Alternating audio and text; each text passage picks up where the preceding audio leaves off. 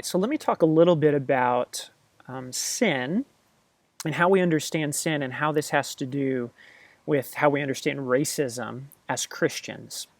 And so sin in the Christian understanding is not just a personal problem.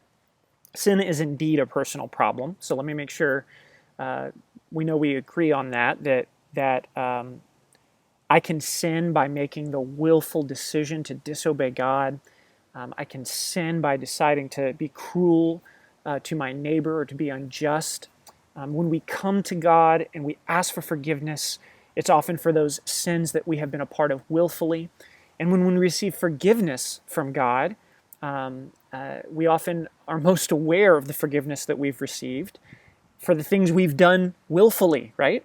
So if I know I did and I have remorse and I can feel the guilt, then I feel that forgiveness in a powerful way. Let me ask you a question, though, about sin in your own life. Have you ever found out that you hurt somebody and you didn't mean to, but then you found out later that it was your selfishness, or it was an addiction, or there was something that had gotten into you that made you hurt other people, hurt yourself, or even hurt God, but you didn't mean to do it, but then you found out, you know what, that was sin too. And that's the thing about sin, is it's more than just a personal choice. Sin is indeed inclusive of personal choices that we make, but sin is more than that.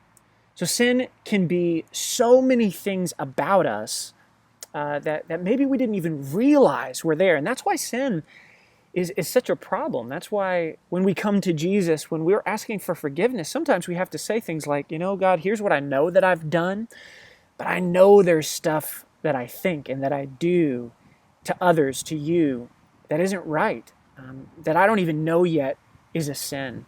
This can be pretty disturbing when you think about it, that there are things that we think and do that are beyond us, beyond our will, beyond our choosing, that can be sinful.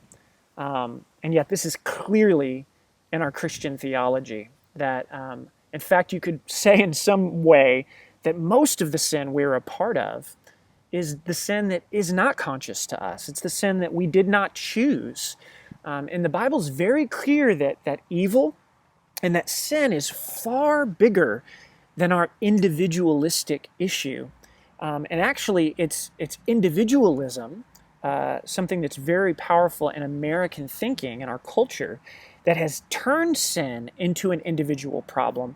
The biblical understanding of sin is that it is a force, that it is the problem of evil that is far bigger than any one of us.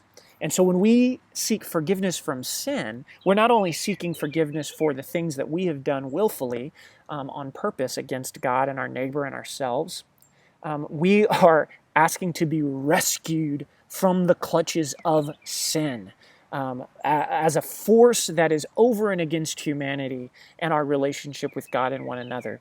And so this is clearly and consistently Christian theology. How does this have to do with racism? Well, if we only understand the sin of racism as a personal choice, then we'll have a very limited understanding of the problem of racism. But if we understand racism as a sin that is bigger than ourselves, that is something that we can do unconsciously, that is a problem, that is a force that is in the world, that is more than us as an individual, then we begin to understand that racism is more than personal prejudice or the hatred that I might consciously have as an individual over and against sin. I'm going to talk more about this in another video when I talk about self-determinism, but it's very important that we understand with racism and with a host of other sins that the problem is more than our choice.